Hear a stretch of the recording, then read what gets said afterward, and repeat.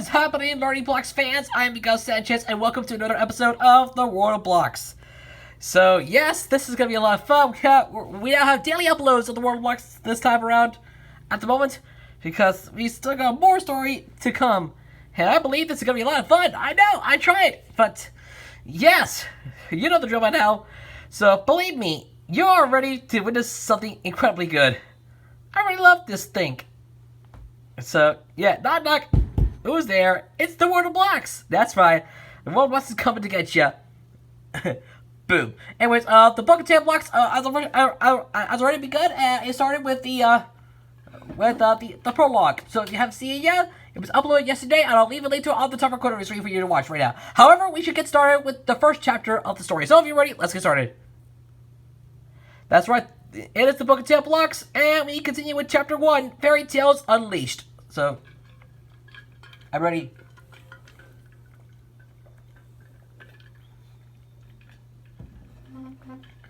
To open the book and bring the stories to life.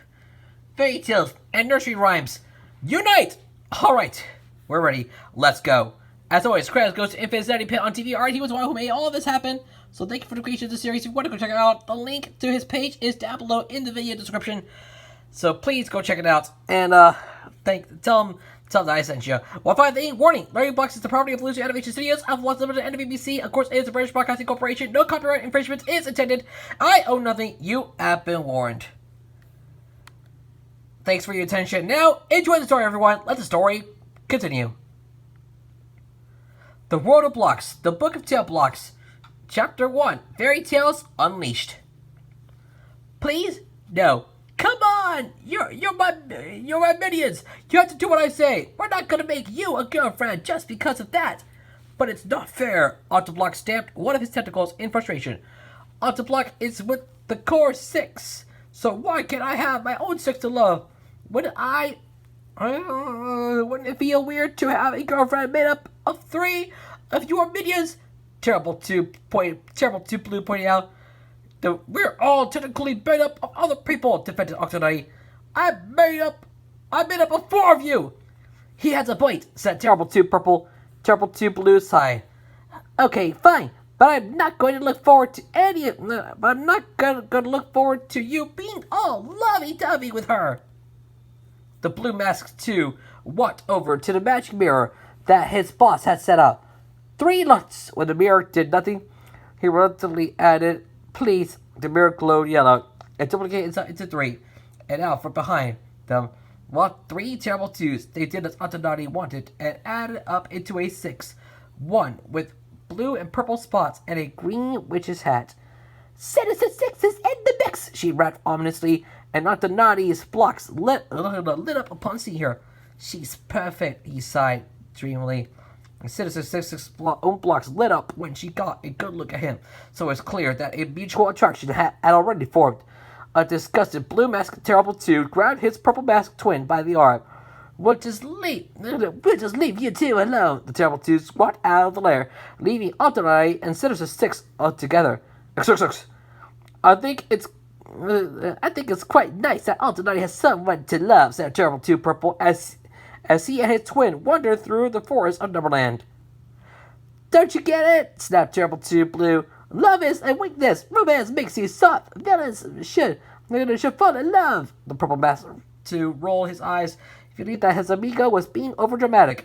Really, is there any harm when they're both villains? Just you wait, warned Terrible 2 Blue. We're going back tomorrow to find them, being all so loving and sappy. He gagged at the thought. The Purple Mask 2 walked further ahead, annoyed by the others' attitude towards romance. He paused when he saw a little twinkle on the ground. He went to examine it and realized that it had come from a gemstone of some sort, half buried in dirt. He eagerly dug it up and was very surprised when it turned out to be embedded in the cover of a book. Now, how long has this been here? He wondered aloud as he brushed away the rest of the dirt and examined his discovery. Judging by its bright red coloration, the gem appeared to be a ruby, and the rest of the book's cover shimmered in a golden yellow color. Ooh, that looks important, said Terrible 2 Blue, excited to find out what the book's contents were. Maybe it was full of spells or held secrets that even Infinity herself didn't know. This might even hold the key to defeating Octoblock. Terrible 2 Purple cracked the book right open, so it scanned its contents, and his face fell in disappointment. These are fairy tales. Are you kidding me? Terrible 2 Blue screeched a bit louder than he should have. Terrible 2 Purple flinched at his volume, but showed his twin the pages to confirm that the book had nothing to offer except for children's stories. This thing's totally useless. Can we at least keep the cover? Terrible 2 Blue begged. It's so shiny. Sure, said Terrible 2 Purple. Let's just get rid of these dumb pages first. He ripped out a page and allowed his partner in crime to join in as they eviscerated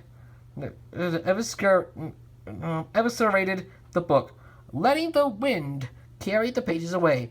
Once they were done, they decided they might as well return home. The Purple Mask 2 held the now much lighter book under his arm as the Terrible Twos went back to their evil lair. Little did they know that the consequence of destroying the book. The blocks inside had not been hurt at all, but now that their pages were scattered all over Neverland, they too were lost. Having no idea how to navigate the world outside of their cozy little book.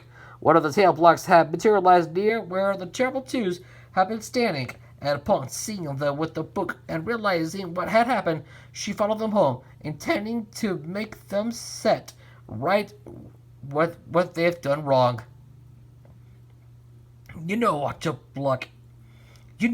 Octoblock is dating the other 6, Octonaughty mentioned. Oh, the looks on their faces when they see us together will be glorious, Sinister Six's eyes widened. Hold on a second. Is that the only reason you brought me to life? What? No! Octonaughty realized he might be in trouble now. He just had to choose his words carefully. It's just that I didn't feel complete without a 6 of my own. If Octoblock had a 6 to love, then I should too. Wait, no! That made it worse! Sinister Six's expression turned angry. Oh, so you think that just because your hero counterpart has a girlfriend, that automatically means you're entitled to have one too? Her eyes started to glow as her voice got louder. Do you only say me as a prize if you won? Not wanting to be turned into a calamari dish, Octonaughty backed away quickly as far as he could. Please calm down! Sinister Six's eyes turned to normal. Fine, she said in a quiet voice. But don't expect me to love you just because you want me to. She turned away from Octonaughty, refusing to look at him even as she asked, Where will I be sleeping? Octonaughty slapped a tentacle to his face as he realized he had thought of that. Sorry, the only option available is the couch. Sinister Six smirked. Guess we'll have to make some new arrangements. She teleported away. Then Octonaughty heard her voice call down to him from his room. You could be the only one sleeping on the couch tonight. The Octonaughty growled. His room was the nicest in the entire lair, having a big, comfy stolen mattress that wasn't falling apart at the seams. Unlike the trash couch, he'd previously been the only block in the evil gang who could reach that room, as there were no stairs leading up to it, and he was able to climb walls. Of course, the Terrible Twos have been popping up in there ever since they learned how to fly with their rays. But the point was that the room and his heavenly mattress were supposed to belong to Octonaughty. He didn't complain, though. Instead, he had no choice but to accept his romantic failure. He just hoped that the Terrible Twos had drank up all of his Blockweiser, for he'd be drinking heavily tonight. When the Terrible Twos returned to the lair and were informed of what had happened by a very intoxicated Octonaughty, the reactions were greatly varied. The Purple Mask 2 felt bad for his boss, while the Blue Mask 2 was practically jumping in joy, happy that there would be no romance in their gang. The twos were going were going to show Autonati their shiny discovery, but he was far too drunk right now to care, so they helped him onto the couch, pushed a loose swing back in so he'd be more comfortable, and went to their room. Jabble 2 Purple pushed the book cover under his bed so that its shine would disrupt the two's slumber. I feel so bad for Autonati, he said sadly.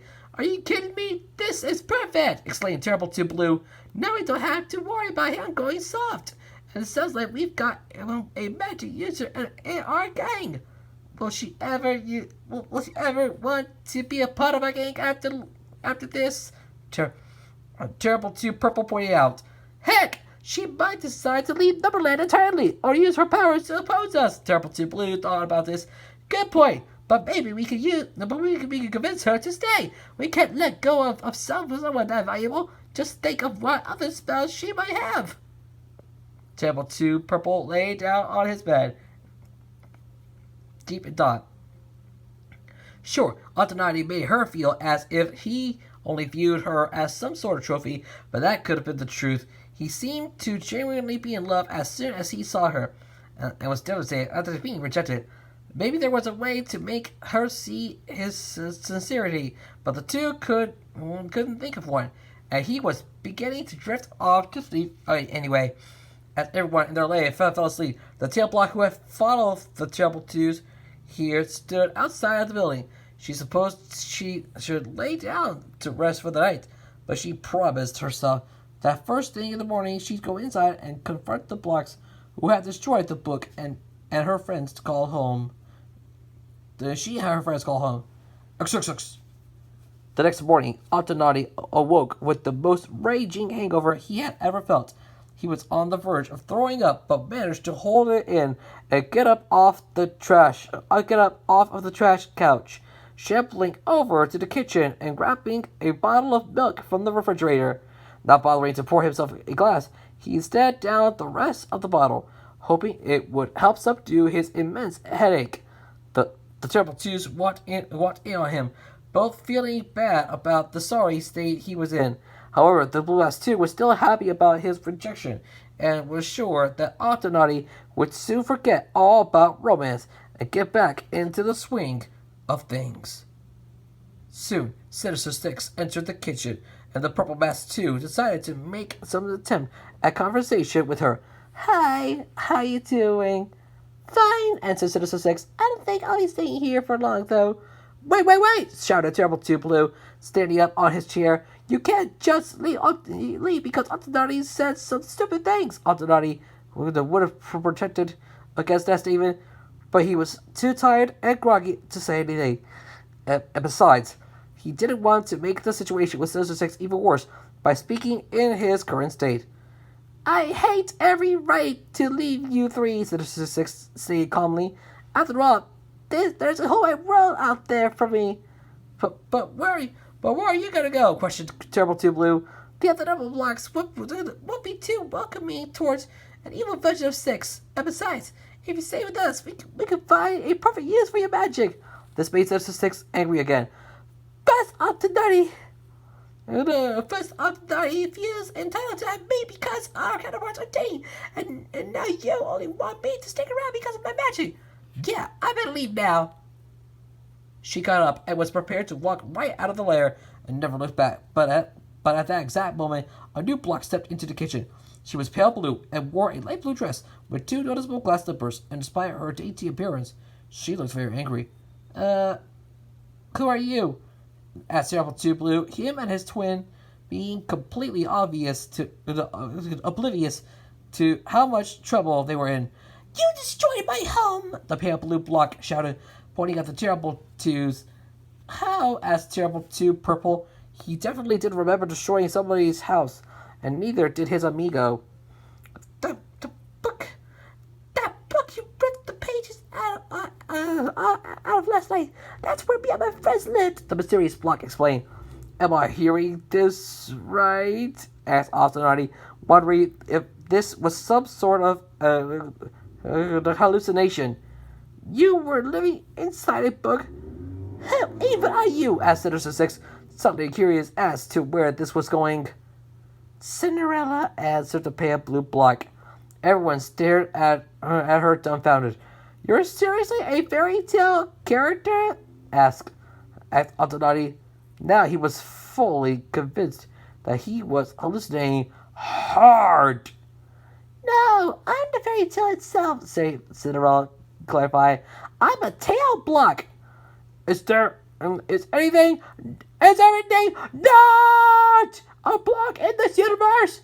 As Atlanti suddenly cried out, slamming his tentacles on the table. Invidious miracles were getting ridiculous, even for a sentient number. We also have nursery rhymes as rhyme blocks, Cinderella added. And right now, all of those tail blocks and rhyme blocks are lost who knows where. So, go find them yourself, said Terrible 2 Purple, not in the mood to be shamed by a walking, talking children's story. No, Cinderella firmly stated. You started this mess, and you are going to help me fix it. Whoa, hold up! The Blue Mask Terrible 2 jumped up to stand on the table, walking forwards to be at eye level with Cinderella. We are villains. We don't do anything heroic. We never have and never will. He's right, Terrible 2 Purple piped up. If you want to help finding your friends, go ask Octoblock. I'm not giving you a choice. For a fairy tale about kindness and love, Cinderella could give off a mean death glare. Please, can you do something good and helpful just this once? But I can't even imagine having you to help someone. Antonati whined. It would be pure torture for two villains like us. Realizing that this was the perfect opportunity to make these guys suffer, Citizen 6 smirked and said, well, let's do it. Well, at least she's willing to do good, said Cinderella, smiling at the witch. Come on, there's nothing to lose. As soon as the tail block was out of earshot, Antonati growled at Citizen 6. You want to put us through pain, don't you? Citizen 6 giggled. I just want to have fun. I just want to have a bit of fun. As soon as it's over, I'll be out on the run. Though she really did have no idea where she would go after this, she wanted to be as far away from these jerks as possible. Although Antonati's head still hurt like crazy, he willed himself to stand up and follow Cinderella outside. This adventure was not going to be pleasant, but it looked like he had no choice but to go through with it. And besides, he could easily blame the Terrible Twos for starting this. To be continued. Well, guys, it's over. That's it. Chapter 1 is done, ladies and gentlemen. Oh my gosh. Yay, we finally finished Chapter 1. So, yeah, it's all over. The story continues tomorrow right here on the World of Blocks. Until then, thank you so much for watching. We got more videos coming your way soon. And don't forget the next show is already out with day 85. The link will be on the top recording screen. And don't forget, an all-new Moshi Monster Review comes out later today. Episode 96 will be about the first of the main 6 characters you can adopt. You can choose for your adoption of Moshi Monsters. And that's Diavolo. So, you did not want to miss that at later on in the evening in San Diego Origins. So, stay tuned for 5 episodes of Moshi Monsters Biography coming out later today. But now, you guys, actually leave yourself, and I will see you next time on The World of Blocks. Join me tomorrow as the Book of Taleblocks continues with the Book of Taleblocks Chapter 2, Riot Block Hunt. So, be on the lookout for that. I hope you're ready. We're going to meet some Riot Blocks next time. If they can't get back into the book, they'll have to sell for making 2 new lands in Infinia, one being Tail Land and the other being Rhyme Land. So we hope this works. The fate of Infinia is in her hands. And the Book of Taleblocks, Chapter 2, Rhyme Hunt. That's next time right here on the World Block. So we'll see you guys there. Until then, I'm Miguel Sanchez, reminding you to please leave a like, share this video with your friends, leave a comment down below, and don't forget to subscribe to my channel. Also, turn on notifications on video. Please subscribe to the notification on to not miss another new video from me as we're on the road to 400 subscribers. Thank you all for watching, everybody. Have a great rest of your day. I'm Miguel Sanchez. We can press superior. Help control the population. Please like, favorite, subscribe, and I'll see you guys in another video. Laters.